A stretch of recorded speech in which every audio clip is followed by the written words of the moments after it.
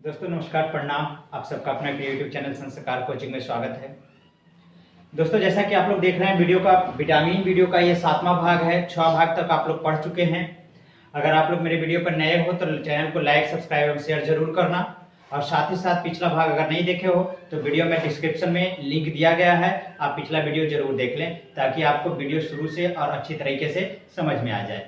तो हम अगर बात करें कि पार्ट 6 तक, छठे पार्ट तक हम लोगों ने विटामिन बी का कॉम्प्लेक्स विटामिन जो कि है B1, B2 और B3 का अध्ययन कर लिया है। आज आपको पता है हम लोग को, मैंने पिछले वीडियो में बताया कि विटामिन B4 कॉम्प्लेक्सन में विटामिन बी का नहीं होता है। तो आज हम लोग अध्ययन करने वाले हैं B5, B6 और B7 का। ठीक है, किसका अध्ययन करेंगे? B5, B6 और B7 के। तो फर्स्ट ऑफ ऑल यानी सबसे पहले हम लोग को बात करना होगा B5 के बारे में, यानी क्या? Vitamin B5।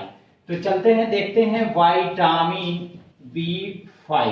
विटामिन B5, जैसा कि हम लोग को सबसे पहले विटामिन से क्वेश्चन यही बनता है कि किस विटामिन का रासायनिक नाम क्या है, यानी chemical name of that vitamin.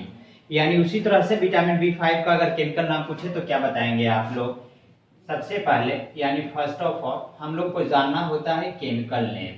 तो विटामिन B5 का अगर केमिकल नाम की बात करें तो होता है पैंटोथेनिक अम्ल। क्या होता है? पैंटोथेनिक अम्ल यानी पैंटोथेनिक एसिड। विटामिन B5 का नाम होता है पैंटोथेनिक एसिड। हिंदी में भी यही लिखे, इंग्लिश में पैंटोथेनिक एसिड, हिंदी में भी पैंटोथेनिक एसिड को क्या कर देंगे? अम्ल कर देंगे। ओके, चलिए अब उसके बाद हम लोग को जानना होता है कि विटामिन जो B5 है उसका सोर्स क्या है, यानी किस किस से चीज को हम लोग खाएंगे, यानी अदर सोर्सेज क्या खाएंगे तो हम लोग को विटामिन B5 मिलेगा। तो सबसे पहले विटामिन बी कॉम्प्लेक्स विटामिन है। शुरू में ही मैंने बताया कि जितना भी डेयरी प्रोडक्ट है यानी जानवरों से प्राप्त उत्पाद जो है उससे हम लोग को विटामिन बी प्राप्त होता है। यानी विटामिन बी के कॉम्प्लेक्शन में अगर B5 है तो वो भी डेयरी प्रोडक्ट से हम लोग को प्राप्त होगा। तो डेयरी से जैसे हम लोग क्या प्राप्त करते हैं? दूध प्राप्त करते हैं, दही प्राप्त करते हैं, जानवर से मांस प्राप्त करते हैं, और उसके बाद एक और याद रखिएगा, मशरूम से भी हम लोग को कौन सा विटामिन मिलता है? B5 हम लोग को मिलता है। अब चलिए, जैसा कि हर बार हम लोग जानते हैं ये बात कि किसी न किसी भी विटामिन की अगर कमी होती है हम लोग के शरीर में तो कोई ना कोई बीमारी हम लोग को हो जाती है, क्योंकि जो विटामिन बी है वो क्या है ना, हम लोग को बीमारियों से बचाता है, क्योंकि ये बायोलॉजिकल जितने भी एक्टिविटी हमारे शरीर की उसको क्या करता है? कंट्रोल करता है। तो अब हम लोग बात करेंगे ना कि कमी से होने वाले रोग, कमी से होने वाले रोग, विटामिन B5 की कमी से होने वाले रोग की चर्चा करेंगे। तो सबसे पहले अगर विटामिन B5 की कमी होती है तो क्या होगा ना, पहले कि आपका बाल झड़ना। क्या होता है? बाल झड़ना या बाल सफेद होना। आपका बाल सफेद हो जाएगा या बाल झड़ जाएगा।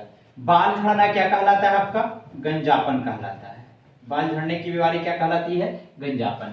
या क्या दूसरा क्या हो सकता है? बाल सफेद हो सकता है। तो याद रखिएगा, आपसे अगर क्वेश्चन ये पूछा जाए कि बाल झड़ना किस विटामिन की कमी के कारण होता है, यानी कौन सी विटामिन की कमी हमारे शरीर में यानी बॉडी में हो जाए तो बाल झड़ने लगते हैं। ज्यादा कमी हो जाएगा विटामिन B5 की स्थिति, उस स्थिति में बाल झड़ेंगे। तो बाल झड़ना कौन सा विटामिन की कमी? Vitamin B5। या पूछे कि गंजापन जो है किस विटामिन की कमी के कारण होता है तो वो क्या होता है? Vitamin B5। गंजापन का मतलब आपके सिर से क्या हो जाएगा? बाल बिल्कुल गायब, आप हो जाओगे टकले। क्या हो जाएंगे? टकले हो जाएंगे। आप ससुराल जाओ तो लोग टकले बोलेंगे, गंजा बोलेंगे, गंजा दामाद है। तो आप गंजा दामाद अगर नहीं होना चाहते हो तो B5 अपने शरीर में बैलेंस बनाए रखो। दूसरी बात है बाल सफेद होना, यानी उम्र से पहले आप लगोगे ना कि बूढ़े हो गए हो भाई, तो समय से पहले बूढ़ा भी नहीं होना है। ओके, बाल सफेद होना और बाल क्या होना? झड़ना, यानी गंजापन। दूसरी बात अगर ये हम लोग जाने कि बाल से अगर बात पूछी जाती है तो हमें क्वेश्चन याद आ रहा है कि ये पूछा जाता है ना कि बाल में कौन सा प्रोटीन पाया जाता है। आपसे ये पूछा जाए कि बाल में कौन सा प्रोटीन पाया जाता है, जो कि रेलवे एग्जाम में ऑलरेडी पूछा गया है। तो बाल में याद रखना है हमेशा, क्वेश्चन यहाँ पे लिख दे रहा हूं मैं, केराटिन प्रोटीन पाया जाता है। बाल में कौन सा प्रोटीन पाया जाता है? केराटिन प्रोटीन पाया जाता है। हमेशा याद रखेंगे, पूछ दे कि बाल में कौन सा प्रोटीन पाया जाता है, क्वेश्चन पूछा गया है केराटिन। यही केराटिन ऊन में भी पाया जाता है। हम लोग का जो नाखून होता है इसी के कारण कड़ा होता है। तो नाखून में, ऊन में, बाल में कौन सा प्रोटीन? केराटिन प्रोटीन पाया जाता है। और डिटेल्स अगर प्रोटीन की हम लोग बात करेंगे तो जिसके बाद जब मैं प्रोटीन का चैप्टर पढ़ाऊंगा तो उसमें बताऊंगा। अब याद है यहाँ पे देखते हैं हम लोग ना कि केराटिन क्या होता है ना, दो प्रकार के होते हैं। केराटिन दो पर कैरोटीन गाजर में, carotene I am not talking, I am talking about keratin. Keratin दो प्रकार में बटा होता है, एक अल्फा केराटिन और एक बीटा केराटिन। यही जो अल्फा केराटिन होता है ना वो हम लोग के बालों में होता है। अगर केराटिन में भी पहले पूछे कि बाल में कौन सा प्रोटीन, केराटिन, लेकिन कौन सा केराटिन, तब वो अल्फा केराटिन। जो बीटा केराटिन होता है वो मकड़ी के जाल में होता है। जो मकड़ी जाल लगाती है ना उसमें भी केराटिन के कारण वो जाल में फंसता है, जाल में मकड़ी चलती है। तो मकड़ी के जाल में केराटिन का कौन सा पार्ट, बीटा केराटिन पाया जाता है। ओके, बिल्कुल। आगे हम लोग बाल से संबंधित चीज ये जानते हैं कि कभी कभार आप लोगों ने देखा होगा कि होता क्या है ना कि किसी किसी कोई लड़के हो या लड़कियां बाल होते हैं उनके सीधा स्ट्रेट बाल होता है, किसी किसी का बाल कर्ली होता है। कर्ली कहने का मतलब घुंघरेला बाल, यानी घुंघरा घुंघरा होता है, घुंघरेला होता है। तो अगर ये पूछा जाए what the reason behind it, that क्या कारण है इसके पीछे कि कुछ लड़के या लड़कियों के बाल सीधे होते हैं, स्ट्रेट होते हैं, और कुछ लड़कों के या लड़कियों के बाल कर्ली होते हैं अर्थात घुंघराले होते हैं। तो याद रखिएगा जब प्रोटीन अधिक होगा हमारे बालों में, शरीर में, तो बाल स्ट्रेट होते हैं। यानी अगर बाल आपका स्ट्रेट है, याद रखेंगे बाल अगर क्या है आपका स्ट्रेट यानी सीधा सीधा बाल है, तो प्रोटीन की अधिकता के कारण आपका बाल क्या है, स्ट्रेट। प्रोटीन की अधिकता के कारण बाल क्या है, स्ट्रेट है। लेकिन जब ये पूछा जाए कि कि बाल कर्ली क्या होता है, तो याद रखिएगा कर्ली हिंदी में क्या बोलेंगे, घुंघराले। याद रखिएगा कर्ली को हिंदी में घुंघराले। तो कर्ली क्यों होता है, तो कर्ली होने का कारण है फास्फोरस तत्व की अधिकता। यानी जब आपके शरीर में फास्फोरस की अधिकता होगी तो बाल क्या होंगे, कर्ली होंगे। याद रखिएगा जब इस तरह से 2-3 क्वेश्चन क्लियर हो गया कि किसके कारण, क्या कारण है कि हम लोगों का बाल यानी किसी लड़के या लड़कियों का बाल स्ट्रेट यानी बिल्कुल सीधा होता है, तो क्या बताएंगे, प्रोटीन की अधिकता। क्या कारण है कि किसी लड़के या लड़कियों के बाल कर्ली अर्थात घुंघराले होते हैं, तो किसके क्या कारण होगा, फास्फोरस की अधिकता। तो ये सब बाल से रिलेटेड थे। ओके, और ये जो है ना ये कमी से होने वाला रोग था किसका, विटामिन B5। एक चीज और है, दूसरा जो बीमारी है वो विटामिन B5 की कमी से, दूसरी बीमारी को हम लोग जानेंगे बर्निंग फुट डिजीज। क्या, पैरों में जलन जिसको बोला जाता है, क्या बोला जाता है, पैरों में जलन, जिसको आप इंग्लिश में बोल सकते हो बर्निंग फुट डिजीज। यानी जब आप चलते हो या बैठते हो, खड़े हो, तो आपको जैसे लगेगा ना कि पैरों में लहर है, पैर जल रहा है। तो इस पैरों में जलन किस विटामिन के कारण, कमी के कारण, तो विटामिन B5 के कमी के कारण। तो ये दो रोग थे जो विटामिन B5 के कमी के कारण होता है, और बालों का हम लोग डिटेल से पढ़ा। अब एक चीज और हमें याद आ रहा है कि ये भी पूछा जाता है कि बालों के अध्ययन को क्या कहा जाता है, क्या बताओगे आप। जैसे कि हम लोग जानते हैं मधुमक्खी पालन का अध्ययन होता है, एपीकल्चर होता है, रेशम कीट का पालन होता है, सेरीकल्चर होता है, जैसे कैंसर का अध्ययन होता है तो ऑन्कोलॉजी पढ़ते हैं। लेकिन उसी तरह से अगर बालों का अध्ययन पूछ दिया जाए तो आप क्या बताओगे, तो बालों के अध्ययन को ट्रिकोलॉजी कहा जाता है। बालों का अध्ययन को क्या कहेंगे हम लोग, ट्रिकोलॉजी। अब बालों के बीमारी का जो डॉक्टर होगा उसको क्या बोलेंगे, तो ट्रिकोलॉजी का जो डॉक्टर होगा उसको हम लोग ट्रिकोलॉजिस्ट बोलेंगे। क्या बोलेंगे, ट्रिकोलॉजिस्ट बोलेंगे, ट्रिकोलॉजी, और इसको क्या बोलेंगे, ट्रिकोलॉजिस्ट बोलेंगे। कोई दिक्कत, कोई दिक्कत नहीं। चलिए अब इसको मिटाया जाए, उसके बाद हम लोग विटामिन B5 से रिलेटेड ना एक बहुत बढ़िया फैक्ट जानने वाले हैं। इसको मिटा दिया जाए तो कोई परेशानी नहीं होगी। अब आप लोगों ने उतार भी लिया होगा, नहीं तो वीडियो पॉज करके आप लिख सकते हो।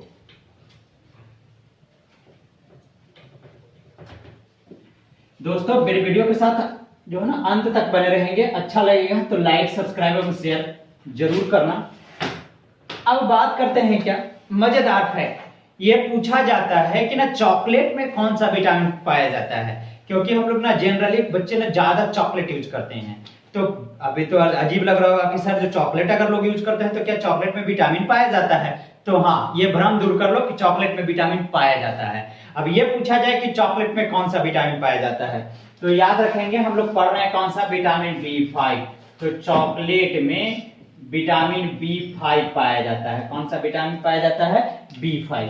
तब बात यह है कि सर जब आप ये बता रहे हो कि चॉकलेट में B5 यानी विटामिन पाया जाता है, और विटामिन हम लोग जो हमारा शरीर है उसका बायोलॉजिकल एक्टिविटी को अगर नियंत्रण करता है, तो इसका मतलब तो हम लोग को चॉकलेट भरपूर खाना चाहिए, भरपूर यूज करना चाहिए चॉकलेट। लेकिन नहीं, ऐसा नहीं करेंगे हम लोग। चॉकलेट ज्यादा नहीं खाएंगे, क्योंकि चॉकलेट ज्यादा अगर खाएंगे ना तो आपके दांतों में कैविटी हो जाएगी, यानी दंत बल्ब हो जाएगा। कहने का मतलब दांतों के ऊपर जो परत होता है ना वो खराब हो जाएगा, दांत में छिद्र हो सकता है, कैविटी बनने का मतलब। इसलिए ना हम लोग ज्यादा चॉकलेट का इस्तेमाल नहीं करेंगे, चॉकलेट यूज ज्यादा नहीं करेंगे। ओके, तो अब बात है कि ये जो दंत बल्ब बन जाता है तो क्यों बन जाता है, कैसे ज्यादा चॉकलेट खाएंगे तो क्यों बन जाएगा। तो पहली बात यहाँ पे ये जाने, दूसरी बात इसको जानने के लिए हमको एक प्रोसेस जानना होगा। प्रोसेस ये जानना होगा कि ये क्वेश्चन एग्जाम में पूछा गया है एक बार कि जो चॉकलेट होता है उसमें तो विटामिन पूछ दिया तो B5, लेकिन ये पूछा गया है कि चॉकलेट में कौन सा तत्व होता है, यानी एक तत्व की उपस्थिति होती है चॉकलेट में, वो कौन सा तत्व पाया जाता है। ये पूछ दे अगर आपसे कि चॉकलेट में कौन सा तत्व पाया जाता है तो आप क्या बताओगे। What will you tell it that which element is found in chocolate, यानी चॉकलेट में कौन सी विटामिन पाई जाती है, इस चॉकलेट में कौन सा तत्व पाया जाता है। तो याद रखना चॉकलेट में तत्व पाया जाता है निकेल। चॉकलेट में कौन सा तत्व पाया जाता है, निकेल। अब बात आता है कि निकेल कैसे पाया जाता है। तो याद रखना कि चॉकलेट जो है ना, वो चॉकलेट जो होता है वो वनस्पति घी का बना होता है। चॉकलेट में ना परत होता है किसका, वनस्पति। अब हम लोग जानेंगे अगर वनस्पति घी की बात करें, वनस्पति घी क्या होता है। जैसे हम लोग वनस्पति घी बनता कैसे है, तो हम लोग सबको पता है कि हम लोग ना वनस्पति तेल से हम लोग वनस्पति घी बनाते हैं। ये प्रोसेस समझोगे, we will have to understand this process. ये जो वनस्पति तेल है उसे निकेल उत्प्रेरक की उपस्थिति में, यानी कैटलिस्ट क्या होगा, निकेल होगा। आप सबको पता है कि निकेल क्या है, एक उत्प्रेरक है। उत्प्रेरक जिसको इंग्लिश में हम लोग ना कैटालिस्ट बोलते हैं, यानी उत्प्रेरक जो होता है ना अभिक्रिया की गति को बढ़ाता है या फिर अभिक्रिया की गति को घटाता है। यानी by adding total we have to know it that there are two types of catalyst. Catalyst यानी उत्प्रेरक कितने, दो प्रकार के, एक धनात्मक उत्प्रेरक और दूसरा ऋणात्मक उत्प्रेरक। धनात्मक उत्प्रेरक क्या होता है, जो अभिक्रिया की गति को बढ़ा देगा, अर्थात अभिक्रिया जल्दी जल्दी होती है। ऋणात्मक उत्प्रेरक क्या होता है, जो अभिक्रिया की गति को कम करता है, अभिक्रिया की गति धीरे धीरे हो जाती है। तो यही जो है ना वनस्पति तेल में क्या उत्प्रेरक यूज किया जाता है, निकेल यूज किया जाता है, और इसको हाइड्रोजन गैस के साथ अभिक्रिया कराया जाता है। वनस्पति तेल को किसके साथ, हाइड्रोजन गैस के साथ, तब ये क्या बन जाता है, वनस्पति घी। और इसी वनस्पति घी से हम लोग क्या प्राप्त करते हैं ना, चॉकलेट प्राप्त करते हैं। अब यहाँ देखते हैं कि जब इसके साथ इसके रिएक्शन में निकेल उपस्थित है उत्प्रेरक के रूप में, तो यहीं से कुछ भाग निकेल का जो होता है ना चॉकलेट बनने के पश्चात चॉकलेट में भी चला जाता है। तो इस तरह से हम लोग कहते हैं कि चॉकलेट में कौन सा तत्व पाया जाता है, तो निकेल पाया जाता है। कैसे पाया जाता है ये हम लोगों ने प्रमाण भी देखा। यही कारण था कि मैंने ये रिएक्शन आपको समझाने की कोशिश की है। अब यहाँ से क्वेश्चन ये भी बनता है कि वनस्पति तेल से वनस्पति घी बनाने की प्रक्रिया को क्या कहा जाता है, तो याद रखिएगा हाइड्रोजनीकरण। क्या कहा जाता है इसको, हाइड्रोजनीकरण कहा जाता है। वनस्पति तेल से वनस्पति घी बनाने की प्रक्रिया को हाइड्रोजनीकरण कहा जाता है। ओके, कोई परेशानी, कोई परेशानी नहीं, बिल्कुल सिस्टेमैटिक रूप से आप लोग समझ रहे होंगे, आप लोग को समझ में आया होगा। तो ये पूरी कहानी थी विटामिन B5 की। किसकी कहानी थी, विटामिन B5 की। अब हम लोग जो आगे चर्चा करने वाले हैं वो हम लोग अब विटामिन B6 की चर्चा करेंगे। अब इसको आप स्क्रीनशॉट ले लें, आपके लिए बढ़िया होगा।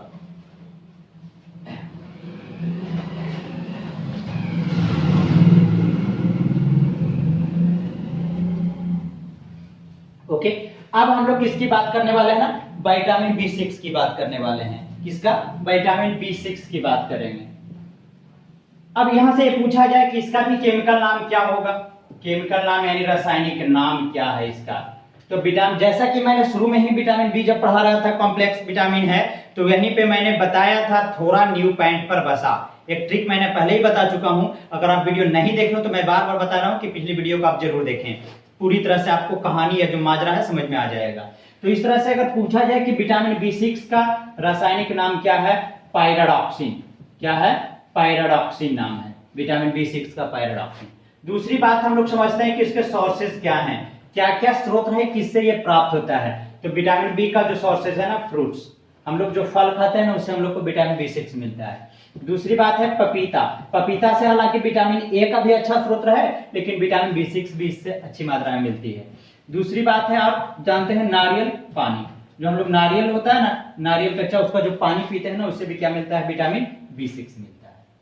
चलिए अब हम लोग बात करेंगे कि सर कि अगर हमारे शरीर में विटामिन B6 की कमी हो जाए तो क्या होगा, यानी विटामिन B6 की डिफिशियंसी हो जाए, कमी हो जाए तो क्या होगा।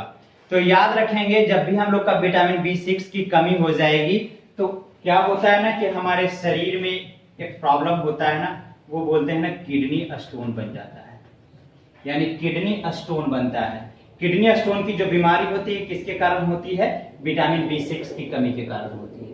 किडनी स्टोन किसका बना होता है, ये भी पूछा गया है एग्जाम में कि किडनी में जो स्टोन बनता है वो किसका स्टोन बना होता है, तो याद रखिएगा कैल्शियम ऑक्जेलेट का बना होता है। किसका बना होता है, कैल्शियम ऑक्जेलेट। दूसरी बात ये है कि विटामिन B6 की कमी से क्या होता है ना, डिप्रेशन होता है। डिप्रेशन अर्थात तनाव होता है विटामिन B6 की कमी से। अब ये कैसे होता है, क्या कारण है, व्हाट द रीजन, पूरा माजरा यहाँ पे समझना होगा कि सर अगर विटामिन B6 की कमी हो जाती है तो क्या हमें तनाव होता है, क्यों होता है। क्योंकि हम सबको पता है कि हमारे शरीर में दो प्रकार की ग्रंथियां होती हैं, glands. If we talk about glands, there are two types of in our body. हमारे बॉडी में, हमारे शरीर में दो प्रकार की ग्रंथि होती है, एक अंतःस्रावी ग्रंथि और एक बहिःस्रावी ग्रंथि। जो अंतःस्रावी होती है वो नलिका विहीन होती है, जो बहिःस्रावी ग्रंथि होती है वो नलिका युक्त होती है। जब हम लोग ग्रंथि की बात करेंगे तो वहां पे और डिटेल्स पढ़ेंगे। तो वही अंतःस्रावी ग्रंथि में एक ग्रंथि होती है एड्रिनल ग्रंथि। तो एड्रिनल ग्रंथि से एक हार्मोन निकलता है। एड्रिनल ग्रंथि से क्या निकलता है, एक हार्मोन, जिसको हम लोग बोलते हैं ग्लूकोकार्टिकॉइड्स। क्या बोलते हैं, ग्लूकोकार्टिकॉइड्स। ये एड्रिनल ग्रंथि से ये ग्लूकोकार्टिकॉइड्स निकलता है। ये ग्लूकोकार्टिकॉइड्स क्या करता है कि क्रोध के समय हार्मोन उत्पन्न करता है, क्रोध, गुस्सा, तनाव, ये सब जो उत्पन्न करता है ना, उसी को ये नियंत्रित करता है। यानी जब ये ग्लूकोकार्टिकॉइड्स जो है वो क्रोध के समय, गुस्सा के समय, तनाव के समय जो हार्मोन उत्पन्न करता है, अब ज्यादा उत्पन्न हो रहा है या कम उत्पन्न हो रहा है। अगर ज्यादा उत्पन्न हो रहा है तो ज्यादा गुस्सा आएगा, ज्यादा क्रोध आएगा, ज्यादा तनाव होगा। तो इसी को कंट्रोल करता है क्या, ये विटामिन B6 कंट्रोल करता है ग्लूकोकार्टिकॉइड्स को। अब ग्लूकोकार्टिकॉइड्स नहीं होगा तो तनाव क्या होते जाएगा, बढ़ते जाएगा। अब ग्लूकोकार्टिकॉइड्स जब कंट्रोल नहीं होगा तो क्या होगा, तनाव बढ़ेगा। तो वही होता है कि B6 अगर नहीं होगा तो इसका ये अनियंत्रित हो जाएगा, और जब अनियंत्रित हो जाएगा तो तनाव आपका क्या हो जाएगा, बढ़ जाएगा। तो हम लोग क्या लिखेंगे, ग्लूकोकार्टिकॉइड्स को कंट्रोल करता है। ग्लूकोकार्टिकॉइड्स को क्या करता है, ये कंट्रोल करता है। चलिए क्लियर, आप लोग इसे लिख लें। तीसरी पॉइंट्स में हम लोग क्या पढ़ेंगे कि तीसरा क्या काम है इसका, तीसरा जो बीमारी है, सॉरी काम तो नहीं है, तीसरा क्या है बीमारी, माइल्ड एनीमिया हो जाता है। क्या होता है ना, माइल्ड एनीमिया हो जाता है। माइल्ड एनीमिया क्या है, एनीमिया क्या होता है ना, 3 से 4 प्रकार के एनीमिया होते हैं। माइल्ड एनीमिया होता है, माइग्लोब्लास्टिक एनीमिया होता है, पर्निशियस एनीमिया होता है। हम लोग और आगे जब विटामिन की चर्चा करेंगे तो हम लोग पर्निशियस एनीमिया और हम लोग माइग्लोब्लास्टिक एनीमिया की भी चर्चा करेंगे। लेकिन यहाँ हम लोग तीसरी बीमारी इससे होने वाला क्या पढ़ रहा है ना कि मिल्ड अनीमिया। अनीमिया में क्या होता है, खून की कमी हो जाता है, यह हीमोग्लोबिन की कमी से होता है। तो बात करोगे कि सर आप तो विटामिन B6 की बात कर रहे हो, तो हीमोग्लोबिन की कमी से फिर विटामिन B6 का क्या रिलेशन है। तो याद रखना है ना, पहले आप लोग ये याद रखो कि हीमोग्लोबिन की कमी से तो होता है एनीमिया, माइल्ड एनीमिया भी हीमोग्लोबिन की कमी से होता है। तो फिर इसमें विटामिन B6 का रिलेशन क्या है, विटामिन B6 का रिलेशन क्या है। यानी जरा की बोला जाए कि सर हसुआ के शादी है अब खुरपा के गीत गा रहे हैं, कैसे होगा। तो कैसे होगा जो देखते हैं कि जब भी हेमोग्लोबिन की कमी होगी तो क्या होगा, आरबीसी का निर्माण इसका मतलब नहीं होगा, निर्माण कम होगा। तब तो आरबीसी में हीमोग्लोबिन होता है ना, और आरबीसी का जब निर्माण कम होगा तो हीमोग्लोबिन क्या होगा, अमूमन है कि कम होगा। जब हीमोग्लोबिन कम होगा तो क्या होगा, माइल्ड एनीमिया होगा। माइल्ड का मतलब होता है ना लॉन्ग टाइम तक रहने वाला, माइल्ड का मतलब होता है लॉन्ग टाइम तक रहने वाला, यानी जो माइल्ड एनीमिया होती है, जो हीमोग्लोबिन की कमी से ये एनीमिया, ये लंबी समय तक रहती है ये एनीमिया, आपके शरीर में खून की कमी। तो इस तरह से हम लोग कह सकते हैं कि जो विटामिन B6 है वो आरबीसी के निर्माण में सहायक होता है, आरबीसी के निर्माण में सहायक होता है। ऐसा हम लोग को पता है कि आरबीसी का निर्माण कहाँ होता है, अस्थि मज्जा में होता है। कहाँ होता है, अस्थि मज्जा में होता है। लेकिन सहायक कौन है उसके लिए, विटामिन B6, ये आरबीसी के निर्माण में सहायक होगा। अब जब विटामिन B6 की कमी होगी, मात्रा यहां समझेंगे, जब विटामिन B6 की कमी होगी तो आरबीसी का निर्माण क्या होगा, कम होगा, इसकी डिफिशियंसी होगी। जैसे जैसे आरबीसी की डिफिशियंसी होगी, कमी होगी, तो हीमोग्लोबिन भी क्या होगा, कम होगा। हीमोग्लोबिन जब जैसे जैसे कम होते जाएगा तो आप किसके शिकार हो जाओगे, माइल्ड एनीमिया का शिकार हो जाओगे। तो इससे डायरेक्ट हम लोग बोल सकते हैं कि विटामिन B6 की कमी से कौन सी बीमारी होती है, तो आप माइल्ड एनीमिया भी बोल सकते हो। यानी विटामिन B6 की कमी के कारण ही माइल्ड एनीमिया भी होता है। ओके, अब ये था कहानी क्या, विटामिन B6 की। अब हम लोग जो चर्चा करने वाले हैं ना, विटामिन B7 की चर्चा करने वाले हैं। इसे मिटाया जाए, विटामिन B7 की चर्चा करेंगे।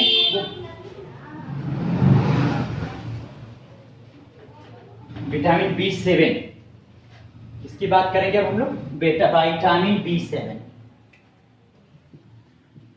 ठीक से आप लोगों ने याद किया होगा पिछली वीडियो में ही कि इसका जो केमिकल नाम होता है, यानी रासायनिक जो नाम होता है वो होता है बायोटीन। क्या होता है, बायोटीन होता है। विटामिन B7 का अगर आपसे पूछ दिया जाए कि रासायनिक नाम क्या होता है, तो विटामिन B7 का रासायनिक नाम क्या होता है, बायोटीन होता है। चलिए, अब दूसरी बात है क्या ना, कि ये भी पूछेगा कि B7 का जो आउटर सोर्स है वो क्या होता है, किससे हम लोग प्राप्त करते हैं विटामिन B6 यानी 7।